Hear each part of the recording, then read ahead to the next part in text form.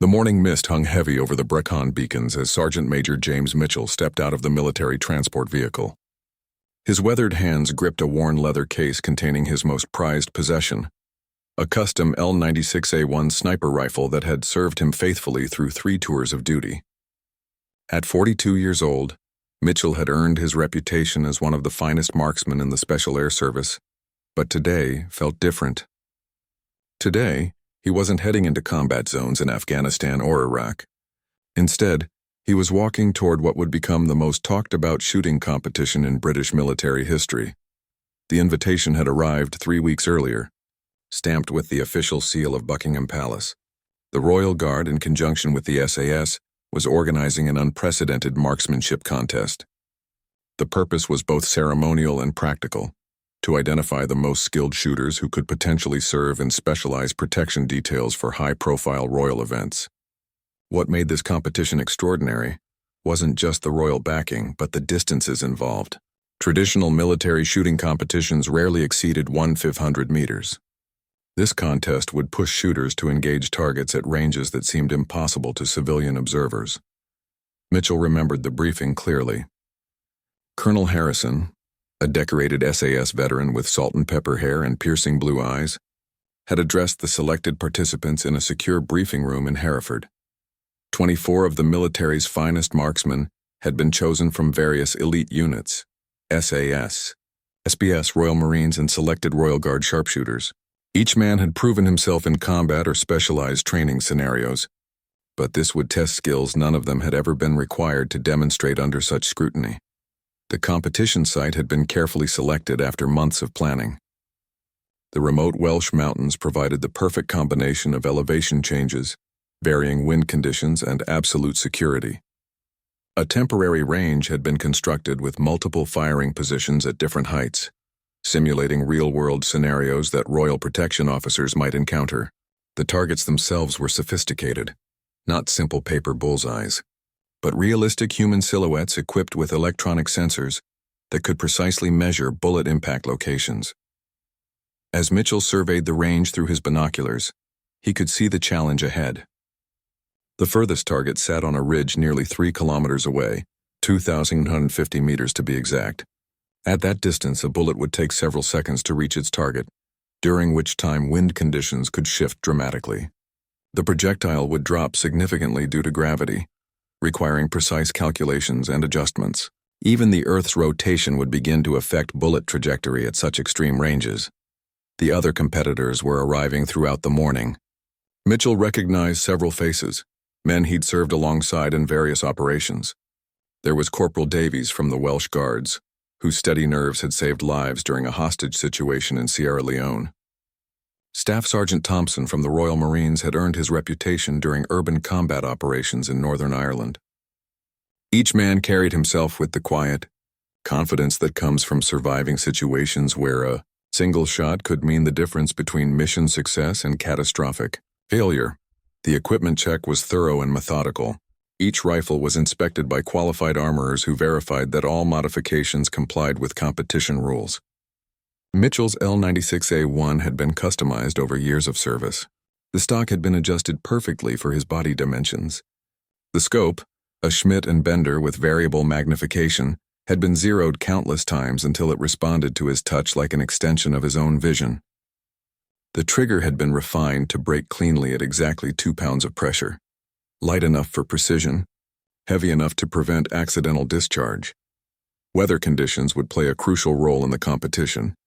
The meteorological team had set up monitoring stations at various points along the range, providing real-time data on wind speed, direction, temperature, and humidity at different elevations.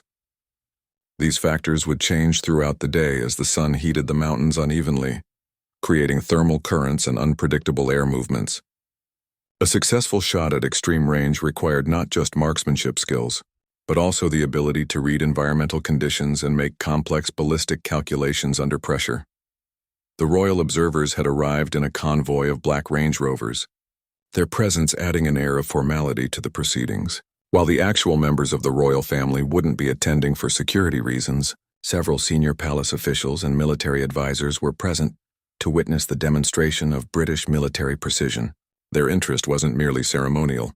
In an age of increasing security threats, the ability to neutralize dangers at extreme distances could prove invaluable in protecting royal events and state occasions. Mitchell spent the afternoon studying the range in detail, noting wind patterns, identifying terrain features that might affect bullet trajectory, and calculating preliminary firing solutions for each target distance. He walked the shorter ranges, observing how heat shimmer rose from sun-warmed rocks and how shadows moved as the day progressed. This reconnaissance was as important as his shooting skills. Understanding the environment was crucial for success at extreme ranges. As evening approached, the competitors gathered for a final briefing. The rules were straightforward but demanding. Each shooter would have 3 attempts at each of 5 target distances, progressing from 800 meters to the final challenge at 2,950 meters. Scoring would be based on proximity to target center, with bonus points for consistency across multiple shots. Weather conditions would not be controlled.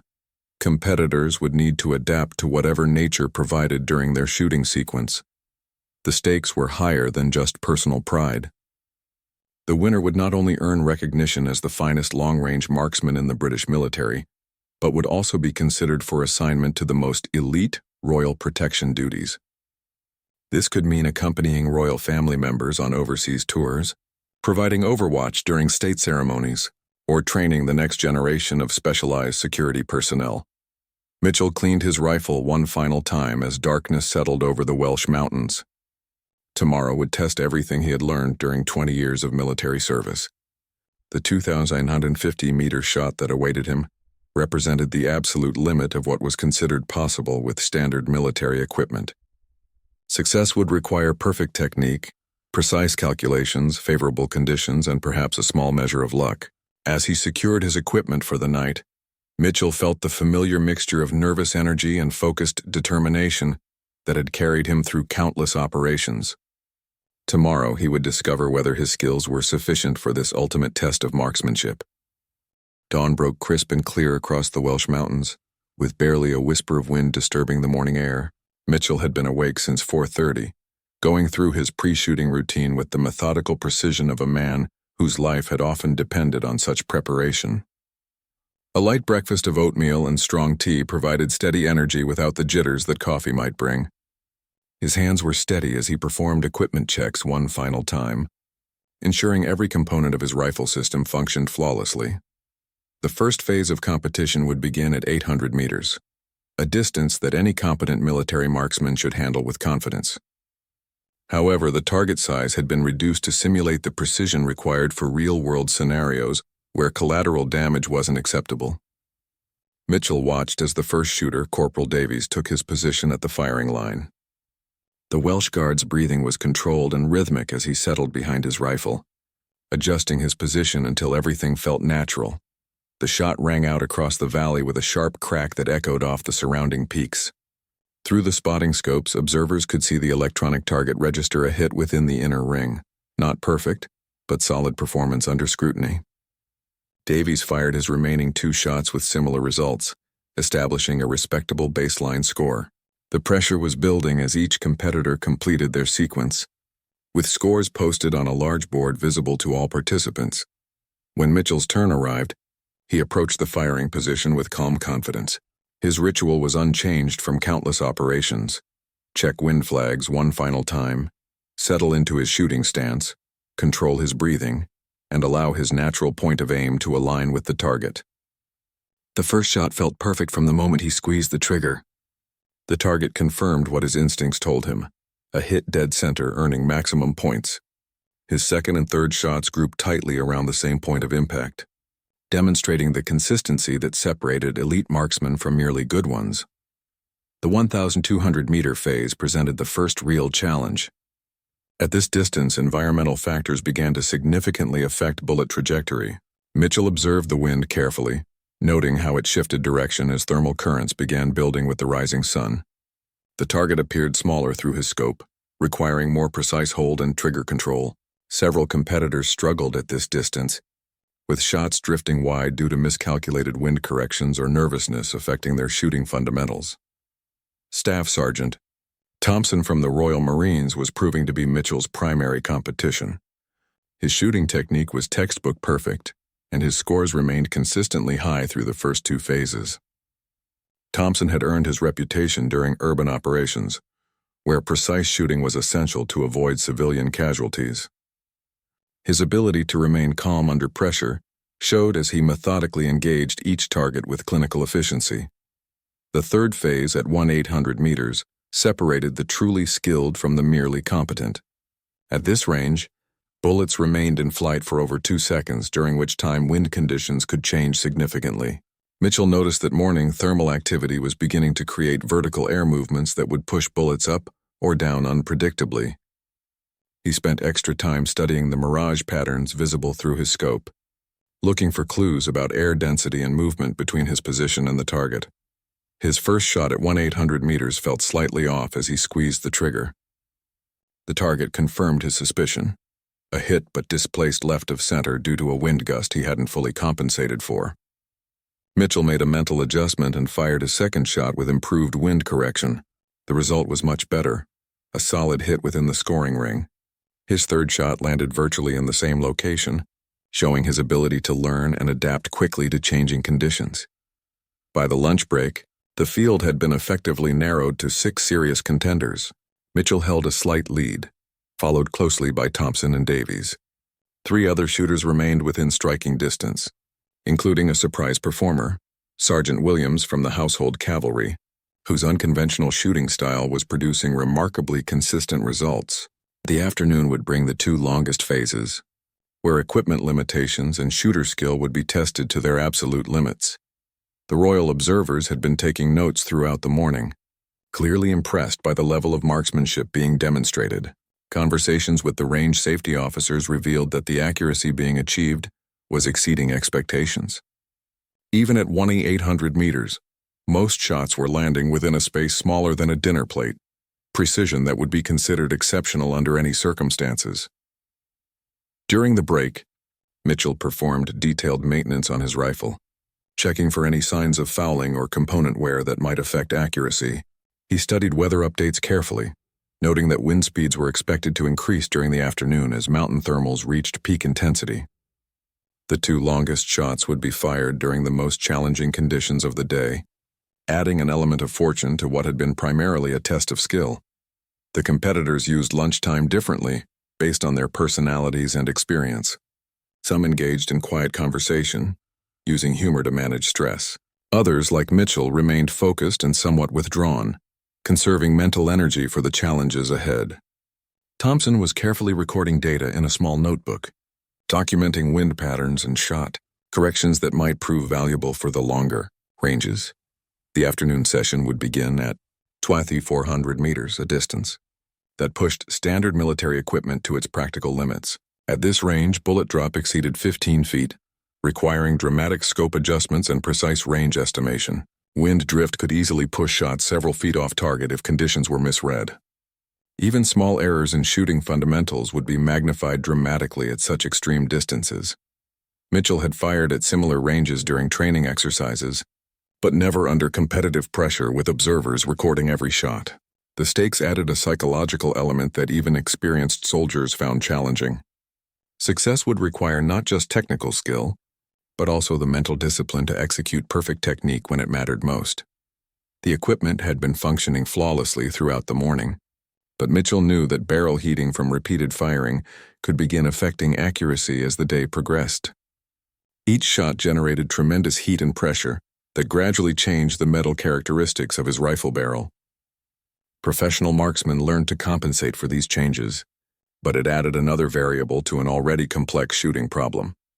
As the afternoon session prepared to begin, Mitchell felt the familiar sensation of heightened awareness that came before critical operations. His senses seemed sharper, his movements more deliberate. The 2,400-meter target seemed impossibly small through his scope, but his confidence remained high.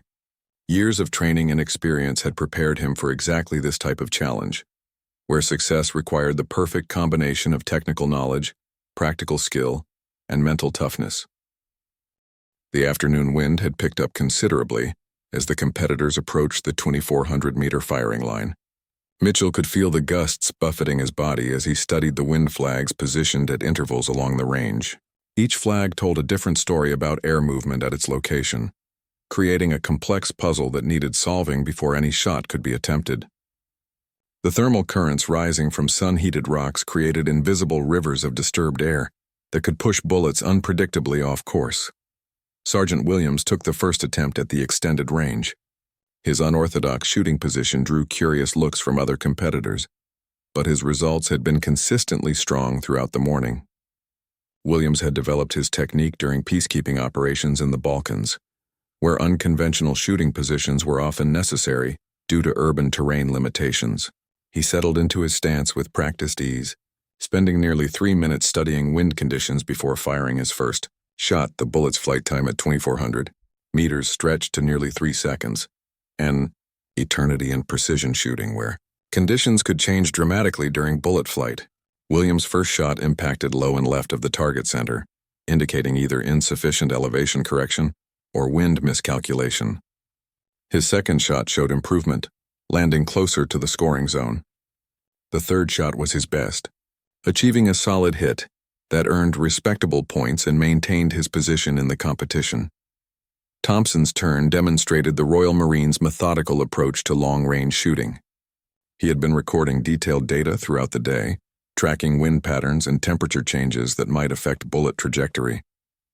His preparation showed as he quickly adjusted his scope settings and firing position based on his observations. Thompson's first shot at 2,400 meters landed within the target's inner ring, drawing appreciative nods from the observers. His remaining 2 shots grouped tightly around the same impact point, showcasing the consistency that had made him a respected marksman. When Mitchell approached the firing line, he carried with him the accumulated knowledge of 20 years in military service. His pre-shot routine had been refined through countless operations where a single bullet needed to count. He spent several minutes studying the mirage patterns visible through his scope, looking for telltale signs of air movement between his position and the distant target. The heat shimmer rising from rocky surfaces created optical distortions that experienced shooters learned to read like a weather map. The scope adjustment required for 2,400 meters was substantial. Nearly 40 minutes of angle and elevation to compensate for bullet drop. Mitchell's rifle had been precisely zeroed at shorter ranges, and his ballistic calculations needed to account for the specific ammunition he was using, atmospheric pressure, temperature, and humidity. Even small errors in these calculations would result in significant misses at extreme range. His first shot felt perfect from release. The rifle recoiled smoothly, and Mitchell maintained his sight picture long enough to call the shot location based on sight alignment at trigger break. Through the spotting scope, observers watched the bullet impact register on the electronic target, a hit within the inner scoring ring that put Mitchell in strong contention for the overall lead. His second shot landed slightly higher, suggesting that barrel heating was beginning to affect bullet velocity. The third shot confirmed this pattern, requiring Mitchell to file away this information for the final phase. Davies had been struggling with the increased distance, his shots consistently impacting low, despite aggressive elevation adjustments. The Welsh Guard's frustration was visible as he worked through his calculations repeatedly, trying to identify the source of his difficulties. Long-range shooting demanded not just marksmanship skills, but also a thorough understanding of external ballistics, the science of bullet flight through varying atmospheric conditions. Davies' combat experience had been primarily at shorter ranges where such calculations were less critical. The 2,400-meter phase eliminated 2 more competitors, whose cumulative scores fell too far behind to remain competitive.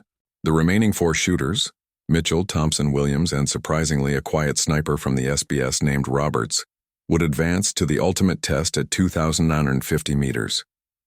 Roberts had been flying under the radar throughout the day, achieving steady scores without drawing attention. His consistency was now paying dividends as flashier shooters fell victim to the challenging conditions. Between phases, Mitchell performed another thorough equipment check. At extreme ranges, even minor mechanical issues could cause significant accuracy problems. He cleaned his rifle barrel carefully, removing powder residue that could affect the next bullet's trajectory. The scope mounts were checked for tightness, ensuring that recoil hadn't loosened any components. His ammunition was inspected visually, looking for any cartridges with visible defects that might affect performance. The royal observers had been increasingly impressed throughout the day. Conversations overheard by competitors suggested that the accuracy being achieved exceeded what many civilian observers thought possible with military equipment.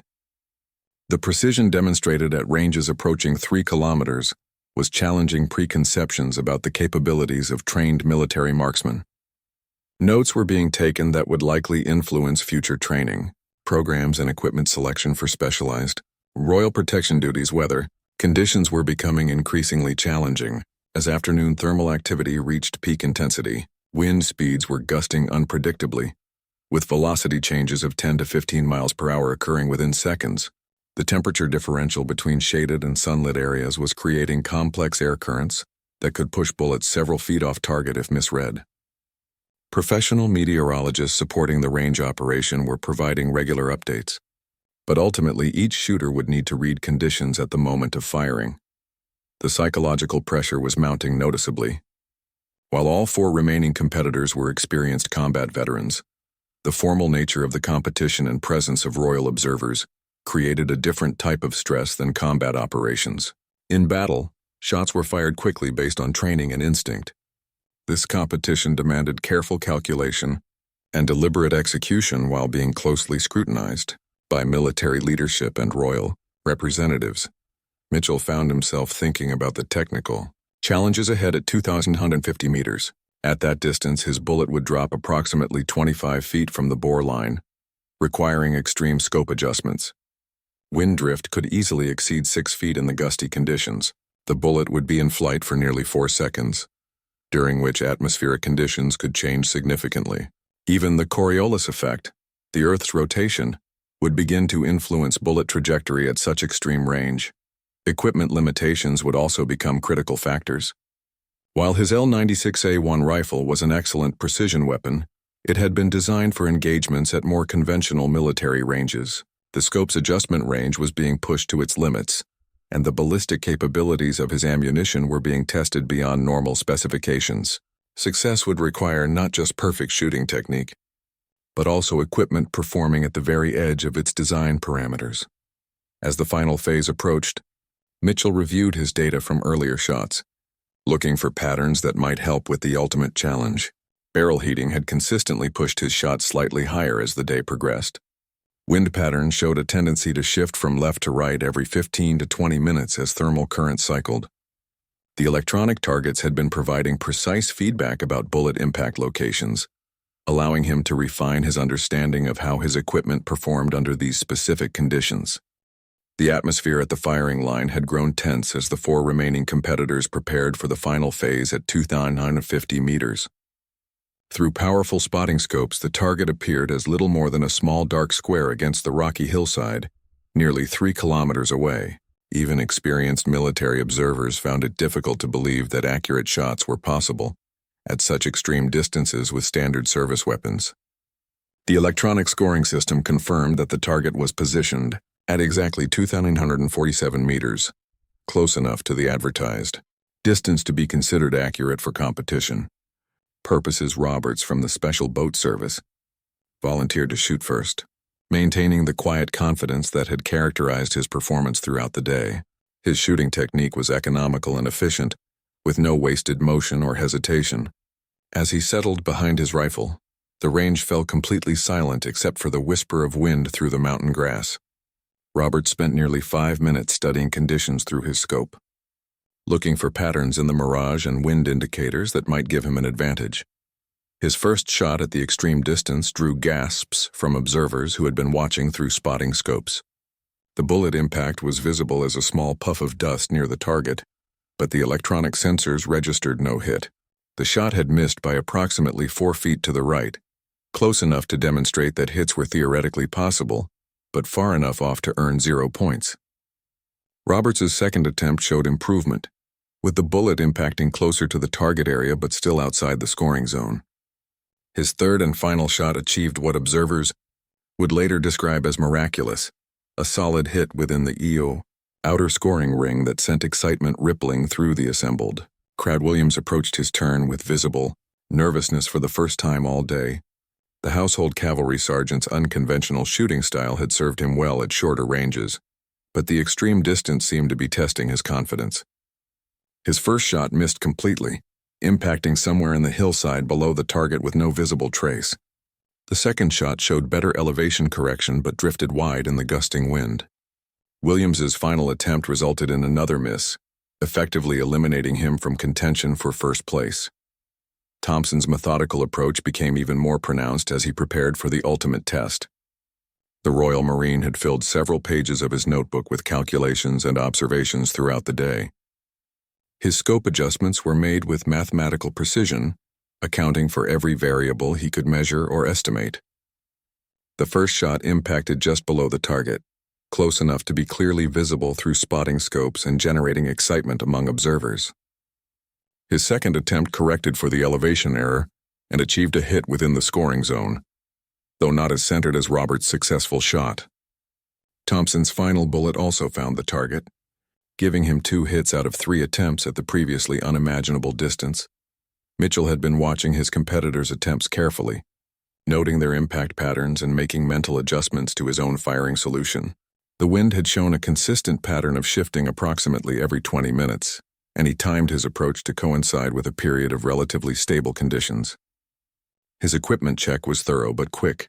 Every component had been functioning flawlessly throughout the day, and excessive adjustments might introduce problems rather than solve them. The scope settings required for 2,050 meters pushed his rifle system to its absolute limits. The elevation adjustment was nearly 60 minutes of angle, enough that Mitchell wondered whether his scope would maintain precision at such extreme settings.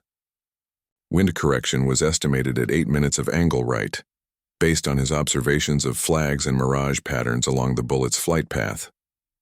Even small errors in these calculations would result in complete misses at such extreme range. As Mitchell settled into his firing position, years of training and combat experience merged into a state of focused calm that he recognized from critical moments in operations. His breathing slowed and deepened, providing steady oxygenation while avoiding the chest movement that could disturb rifle alignment. The trigger finger placement was verified to ensure clean, straight-back pressure that wouldn't pull shots offline. His natural point of aim was adjusted until the crosshairs settled naturally on the target without muscular tension. The first shot felt perfect from the moment the trigger broke. Mitchell maintained his sight picture and followed through completely, watching the crosshairs settle back on target after recoil. Through spotting scopes positioned nearby, observers tracked the bullet's flight path across the valley. At nearly 4 seconds of flight time, there was enough delay for tension to build among watchers before the impact became visible. A small dust cloud erupted just inches from the target's center, and the electronic scoring system confirmed what eyes had seen: a direct hit, worth maximum points at the extreme distance. Excited murmurs rippled through the assembled observers as the implications of Mitchell's shot became clear. Not only had he achieved a hit at nearly 3 kilometers, but the precision was extraordinary even by competition standards. Royal representatives and senior military officers exchanged meaningful glances as they realized they were witnessing something truly exceptional. Marksmanship that pushed the boundaries of what was considered possible with standard military equipment. Mitchell's second shot built on the success of the first, with refined wind corrections based on his observation of the initial bullet's flight path. The impact landed even closer to the target's center, earning maximum points and effectively securing his lead in the competition. The consistency at such extreme range demonstrated mastery of both equipment and environmental factors that few marksmen ever achieved. His final shot completed a perfect sequence, 3 consecutive hits at 2,950 meters, with each bullet landing within inches of the others. The scoring was almost anticlimactic after Mitchell's dominant performance at the longest distance. His cumulative points across all 5 phases established a commanding lead that would be impossible for other competitors to overcome. However, the real significance of his achievement extended far beyond winning a competition. Military observers were already discussing the tactical implications of demonstrated precision at previously unimaginable ranges. Colonel Harrison approached Mitchell as the final scores were being calculated and verified. The SAS veteran's expression reflected professional admiration, mixed with genuine surprise at the level of performance he had witnessed. Conversations were already beginning about incorporating extreme long-range capabilities into specialized protection units and advanced training programs. Mitchell's demonstration had shown that individual soldiers could achieve precision that previously required specialized weapon systems or technological assistance. The royal observers were equally impressed, with several approaching Mitchell to discuss the practical applications of such marksmanship skills in protection scenarios. The ability to neutralize threats at distances approaching 3 kilometers would provide unprecedented standoff capability for royal security details. Locations that might have required multiple security positions could potentially be covered by single, highly skilled marksmen positioned at extreme ranges. As equipment was secured and the range cleared, word of Mitchell's achievement was already spreading through military communication channels. The 2,950-meter shots would be discussed in military marksmanship circles for years to come, representing a benchmark for precision shooting that few would ever attempt, let alone achieve. The combination of skill, equipment, and conditions that had made such performance possible might not align again for years. Mitchell's rifle was carefully examined by military armorers who wanted to document the equipment specifications that had enabled such extraordinary performance. Every component was photographed and measured, creating a detailed record that could guide future equipment selection and modification programs. The ammunition used was analyzed to verify its ballistic characteristics and confirm the calculations that had made the extreme range hits possible. The formal award ceremony took place that evening in a converted military briefing room, decorated with regimental flags and royal insignia. Senior officers from multiple units had arrived throughout the afternoon as news of Mitchell's extraordinary performance spread through military channels. The atmosphere was subdued but celebratory, with the quiet respect that military professionals reserved for truly exceptional achievements. Mitchell found himself the center of attention in a way that felt both gratifying and slightly uncomfortable for a soldier, accustomed to operating in shadows. Colonel Harrison delivered opening remarks that placed the day's events in historical context. Long-range precision shooting had evolved dramatically over the past century, from the carefully aimed shots of World War I snipers to the technological marvels of modern military systems. However, the fundamental challenge remained unchanged: individual soldiers achieving precision at distances that tested the limits of human skill and standard equipment. Mitchell's performance represented a pinnacle of traditional marksmanship that honored the legacy of military precision shooting. The royal representative, a decorated cavalry officer who served as military liaison to Buckingham Palace, spoke about the practical applications of the demonstrated capabilities. Royal protection duties were evolving to address increasingly sophisticated threats that might manifest at extreme ranges.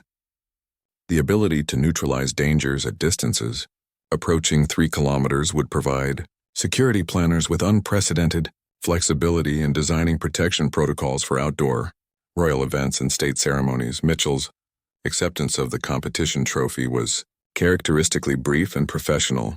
He acknowledged the exceptional equipment support, ideal weather conditions during critical moments, and the high-quality competition provided by fellow soldiers. His comments emphasized that the achievement represented the culmination of military training systems rather than individual brilliance, a perspective that resonated with the assembled military audience who understood that exceptional performance grew from institutional excellence rather than isolated talent. The technical debrief that followed the ceremony provided fascinating insights into the mechanics of extreme-range shooting. Ballistics experts had been analyzing data throughout the day, documenting the environmental factors that had influenced bullet trajectories. The successful shots at 2,950 meters had required compensation for 27 feet of bullet drop, 6 feet of wind drift, and even minute corrections for the Coriolis effect caused by Earth's rotation. The precision required was so extreme that temperature changes of just a few degrees could shift impact points by several inches. Equipment manufacturers' representatives were already discussing potential modifications that might improve performance at such extreme ranges. Mitchell's L96A1 rifle had performed admirably, but certain components had been pushed to their design limits. Scope adjustment ranges, trigger mechanisms and barrel characteristics could all be refined to better support precision shooting at distances previously considered impractical for infantry weapons. The competitive performance had essentially become an extended equipment test that would influence future military procurement decisions. The implications extended beyond individual marksmanship to broader military doctrine and training programs. If soldiers could reliably engage targets at ranges approaching 3 kilometers with standard equipment, traditional concepts of battlefield spacing and tactical positioning would require reassessment. Forward observation posts could be positioned at greater distances from potential targets. High-value personnel could be protected with smaller, security footprints that relied on extreme range, precision rather than close proximity protection. Media attention was carefully controlled due to the sensitive nature of royal security discussions, but military publications were already requesting interviews and technical articles about the competition. Mitchell's achievement would be documented in professional journals read by military marksmen worldwide, potentially influencing training programs and equipment selection in allied nations. The demonstration of British military precision shooting capabilities also carried diplomatic implications in an era where military competence influenced international relationships. Training command representatives were discussing how lessons learned from the competition could be incorporated into advanced sniper schools and specialized courses. The environmental factors that had been successfully managed during Mitchell's record shots could be systematically taught to other soldiers, spreading expertise throughout the military community. Equipment modifications that had proven effective could be standardized and issued to selected units that might require extreme range capabilities. The psychological aspects of Mitchell's performance were equally significant. Combat veterans understood that technical skill alone couldn't explain success under the pressure of formal competition with senior observers present. The mental discipline required to execute perfect shooting technique while being closely scrutinized represented a level of professional competence that few soldiers achieved. This psychological toughness would be invaluable in real-world scenarios where royal protection duties might require split-second decisions under extreme stress. International military observers who had been quietly briefed on the competition results were expressing serious interest in British training methods and equipment specifications. Several allied nations were requesting opportunities to observe British sniper training programs or arrange exchange programs that might expose their personnel to the techniques that had produced such exceptional results. The competition had inadvertently become a demonstration of British military capabilities that enhanced the nation's international military reputation. As the evening progressed, informal discussions among the participants revealed the broader significance of the day's events. Each competitor had pushed their personal capabilities to new limits, discovering aspects of their skills and equipment that had never been fully tested. Even those who hadn't achieved hits at the extreme distances had learned valuable lessons about environmental factors, equipment limitations, and mental preparation that would serve them throughout their remaining military careers. Mitchell found himself fielding questions about specific techniques and equipment modifications that had contributed to his success. His responses were characteristically modest and technically focused, emphasizing systematic preparation rather than inspirational themes.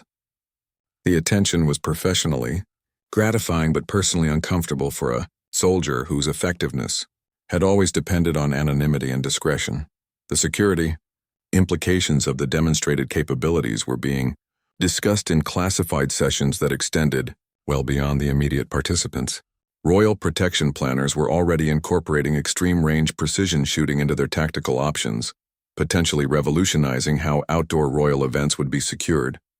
The ability to neutralize threats at previously impossible distances would allow security perimeters to be established with dramatically reduced manpower requirements. Equipment security became a concern as word of Mitchell's performance spread through military networks.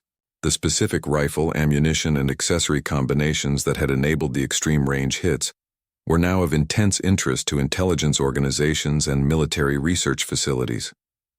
Detailed documentation of the equipment configuration would be classified and restricted to personnel with legitimate operational requirements for such information. As the formal events concluded and participants prepared to return to their home units, The lasting impact of the competition was already becoming apparent. Mitchell's extraordinary performance had demonstrated that individual soldiers could achieve precision that challenged assumptions about human limitations and standard military equipment capabilities. The achievement would influence military training, equipment development, and tactical doctrine for years to come, representing a milestone in the evolution of military marksmanship. 3 months after the competition, Mitchell found himself standing on the rooftop of a government building in London, wearing civilian clothing that concealed sophisticated communication equipment and a discreetly positioned rifle case. Below him, thousands of spectators lined the royal parade route for a major state ceremony. His position provided overwatch coverage extending nearly 2 kilometers in multiple directions, a security capability that would have been impossible before his demonstration of extreme-range precision shooting. The competition had transformed from an impressive military achievement into practical applications that were already saving resources and enhancing royal protection effectiveness. The specialized unit that Mitchell now led included 6 of the military's finest long-range marksmen, all selected based on performance in subsequent competitions that had been organized following the initial contest. Training programs had been completely restructured to emphasize extreme-range capabilities, with new courses covering advanced ballistics, environmental analysis, and psychological preparation for high-pressure shooting scenarios. The knowledge gained from Mitchell's record shots had been systematically incorporated into military doctrine, creating a new category of specialized soldiers. Equipment development had progressed rapidly following the competition's technical revelations. Mitchell's rifle had been extensively studied by military engineers, who identified specific modifications that could enhance performance at extreme ranges. New scope systems with expanded adjustment ranges were being tested, along with ammunition specifically designed for ultra-long-distance shooting. The barrel characteristics that had proven effective in Mitchell's weapon were being incorporated into a new generation of precision rifles designed specifically for the distances that the competition had proven achievable. International recognition had followed. Quickly after news of the achievement spread through military channels, Allied nations were requesting training exchanges and technical consultations about British long-range shooting capabilities. Mitchell had briefed senior NATO officers about the techniques and equipment that had enabled his record shots, information that was being incorporated into alliance-wide training standards. The competition had inadvertently demonstrated British military capabilities that enhanced the nation's standing among international defense partners. The psychological impact on the military community had been profound and lasting. Soldiers throughout the service now understood that individual precision shooting could achieve results previously thought impossible with standard equipment. Training motivation increased dramatically as personnel realized that exceptional performance was attainable through systematic preparation and professional dedication. Mitchell's achievement had become a standard that inspired others to push their own capabilities toward new levels of excellence. Royal security protocols had been completely revised to incorporate the new capabilities that extreme-range precision shooting provided. Security perimeters could now be established with fewer personnel covering larger areas, while maintaining higher levels of threat neutralization capability. The financial savings were significant, but more importantly, the enhanced security effectiveness provided royal family members with greater freedom of movement during public events. Protection planners could now consider outdoor activities and ceremonies that would have been too risky under previous security limitations. Training facilities across the military system were being upgraded to support extreme-range shooting instruction. New ranges extending beyond 3 kilometers were under construction at several locations, complete with sophisticated weather monitoring systems and electronic target technology. The investment represented recognition that Mitchell's competition performance had revealed capabilities that needed to be developed systematically throughout the military, rather than remaining the exceptional achievement of a single soldier. Media coverage had been carefully managed to highlight British military excellence without revealing specific techniques or security applications. Controlled interviews with Mitchell appeared in military publications worldwide, describing the general principles of extreme-range shooting without compromising operational security. The positive publicity enhanced military recruitment and public confidence in British defense capabilities, while maintaining the secrecy essential for effective security operations. The scientific aspects of Mitchell's achievement continued generating research interest months after the competition. Ballistics experts were analyzing the data to better understand environmental factors that influenced bullet performance at extreme ranges. Wind pattern studies, atmospheric pressure variations, and temperature effects were being systematically documented to improve prediction models for long-range shooting. The research applications extended beyond military uses to include civilian precision shooting, sports and hunting applications. Personal recognition for Mitchell had been substantial but appropriately discreet given the sensitive nature of his current duties. Military decorations acknowledged his exceptional performance and contribution to advancing British military capabilities. However, the most meaningful recognition came from fellow professionals who understood the skill and dedication required to achieve such unprecedented precision. His reputation within the special operations community had been permanently enhanced by the competition achievement that equipment manufacturers had invested heavily in developing products based on lessons learned from Mitchell's record shots. New rifle systems, optical equipment, and specialized ammunition were entering production specifically designed for extreme range applications. The commercial impact extended beyond military sales to include civilian markets where precision shooting sports were growing in popularity. Mitchell's achievement had essentially created a new market segment for ultra-long-range shooting equipment. The legacy of the competition continued, influencing military development programs years after the original event. Training doctrines established based on Mitchell's techniques were being adopted by allied nations and incorporated into international military cooperation agreements. The demonstration that individual soldiers could achieve precision at previously impossible distances had changed fundamental assumptions about infantry capabilities and tactical planning. Educational institutions were beginning to study the achievement from multiple perspectives: technical, psychological, and organizational factors that had enabled such exceptional performance. Business schools examined the systematic preparation and institutional support that had produced the result. Sports psychology researchers analyzed the mental discipline required for success under extreme pressure. Engineering programs studied the equipment modifications and environmental calculations that had made the shots possible. As Mitchell continued his specialized duties in Royal Protection Service, he remained characteristically modest about his role in advancing military capabilities. His focus stayed fixed on operational effectiveness rather than personal recognition, understanding that his achievement represented the culmination of institutional excellence rather than individual brilliance. The competition had been won through systematic preparation, professional dedication, and the support of military organizations that valued precision and effectiveness above all other considerations. The impact on British military prestige had been significant and enduring. International military observers continued referencing Mitchell's achievement as evidence of British training excellence and equipment sophistication. Defense cooperation agreements and training partnerships had been enhanced by demonstrated capabilities that impressed allied nations and deterred potential adversaries. The competition had achieved strategic communications objectives that traditional military exercises rarely accomplished.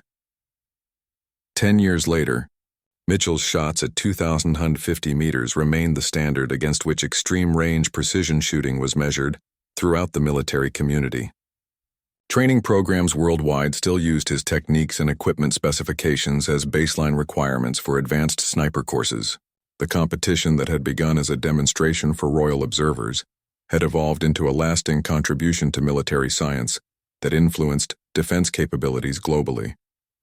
Mitchell's remarkable achievement on that clear Welsh morning had proven that individual excellence, properly supported and systematically developed, could push the boundaries of what military professionals considered possible.